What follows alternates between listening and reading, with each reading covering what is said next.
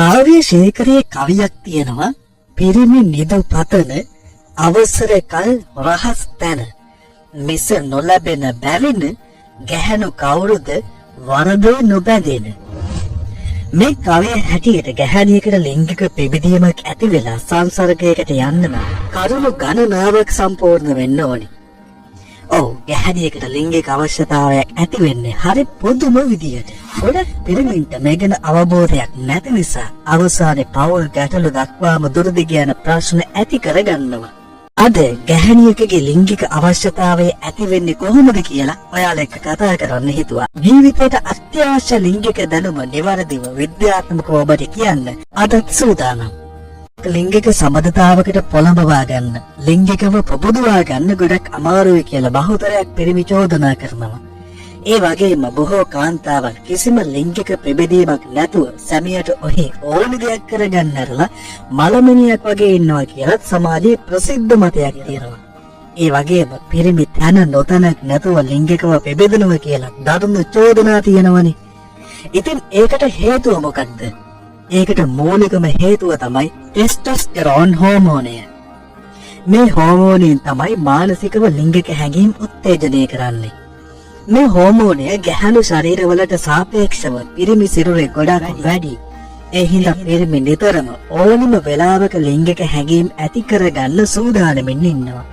ඒ වගේම පුරුෂන කෝෂවල නිෂ්පාදනය වන ශුක්‍රාණු අපි පුරුෂන තුල තැම්පත් වෙලා පිරී ගියාම අන්න ඒවා නිදහස් කරන්න කියලා මොලේ එන පණිවිඩ නිසා පිරිමි ලිංගිකව ප්‍රබිදෙනවා.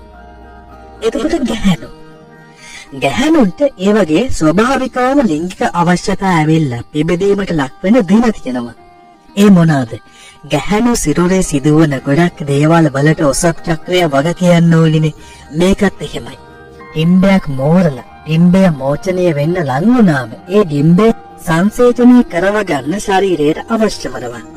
අන්න එතනදී ලිංගික උත්තේජනයකට අවශ්‍ය හෝමෝන ශ්‍රාවය කරලා ගැහැණු කෙනා ස්වභාවිකවම ලිංගික සංසර්ගයකට ආරාධිනවා. මේක ඉතින් සිදු වෙන්නේ මාසේ දවස් කිහිපයක සීමාවකට විතරයි. හැබැයි ඉතින් ඉතිරි දවස්වලත් ලිංගික සංසර්ගය කරන්න පුරුෂයාට අවශ්‍ය වෙනවා. ඒ වගේම කාන්තාවටත් අවශ්‍ය වන වෙලාවල් තියෙනවා. අන්න ඒ අවශ්‍යතාවය ඇති වෙන්නේ කොහොමද? බහුතරයක් කාන්තාවන්ට ලිංගික හැඟීමක් ඇති වෙන්න ඕනි, ආදරය දැනෙන්න ඕනි. ඇයව තුරුල් කරගෙන ආදරණීය කතාබහකට යොමු වෙලා ඇයට සුව පහසු පරිසරයක් හදලා දීලා පියවරෙන් පියවර ඇයට ලිංගික අවශ්‍යතාවය ඇති කරවන්න ඔබට පුළුවන්. සමහර කාන්තාවන්ට ඔසප් සමයේ අධික ලිංගික අවශ්‍යතාවයක් ඇති වෙනවා. ඒ කොහොමද?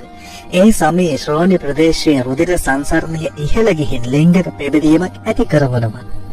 පිරිමින්ට වගේම කාන්තාවන්ට තමන් ප්‍රිය කරන සහකරුවෙක් දැක්කම ලිංගික දර්ශන අඩංගු වීඩියෝ නරඹුවම ඒ වගේ දේවල් කිව්වම තව කෙනෙක් එක්ක කතා කරාම ලිංගික අවශ්‍යතාවය ඇති වෙනවා. නෝටි 40 ගැන දන්නවනේ. ආර්ථව හරණය ලං වෙලා තව දුරටත් පිළිසෙද කැරීමක් කරගන්න බැරි වයසට ලං වෙද්දී.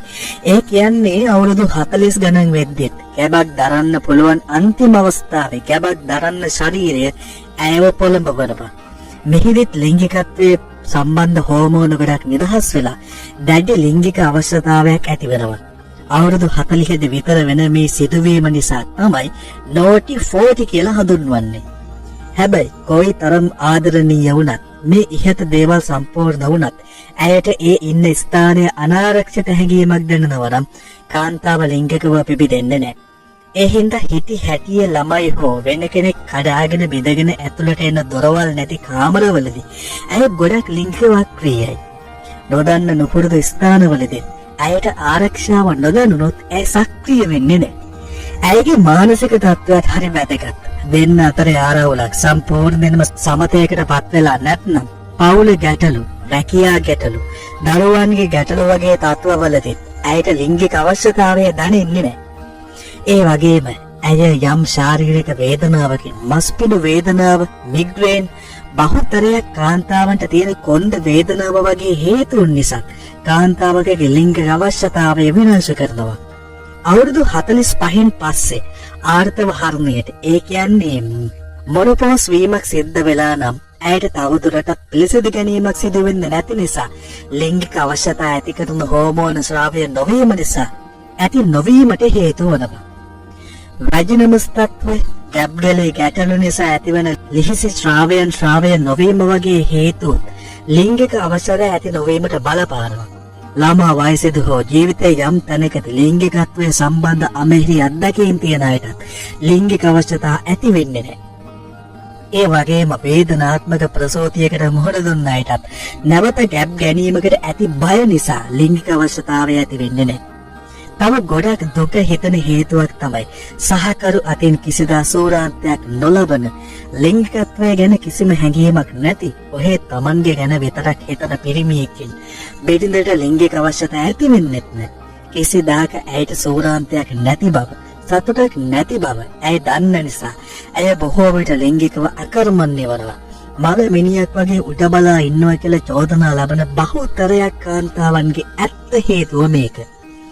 භෞතික පරිසර සාධක වගේම කාන්තා සිරුරේ හෝමෝන නිසා ලිංගික අවශ්‍යතාව වැඩි අඩු වෙනවා කියලා ඔයාට පැහැදිලි වෙන්නේ නැති. ඉතින් යම් කාන්තාවකට අනික් සියලුම සාධක සම්පූර්ණ වෙලා අවශ්‍යතාව ඇති වෙන්නේ නැත්නම් ඇයට පුළුවන් හෝමෝන සම්බන්ධ වෛද්‍යවරයෙකු වෙත යොමු වෙන්න. ආර්තව හර්මය ලං වෙද්දී හෝමෝන පිටින් ගැනීමෙන් ඇයට දිගින් දිගටම සක්‍රීය ලිංගික ජීවිතයක් ගත කරන්න අවස්ථාව ලැබෙනවා. චොකලට්, කීස්, අලිගැට පෙර, බෙල්ලන්, ඔමේගා 3 අඩංගු ආහාර වලින් හෝමෝන ගැටලු යම් තරමක් පාලනය කරගන්න පුළුවන්. ඉතින් මේ වීඩියෝ එක වැදගත් කියලා හිතනවනම් අනිවාර්යෙන්ම ලයික් කරලා තව කෙනෙකුට බලන්න ෂෙයා කරන්න.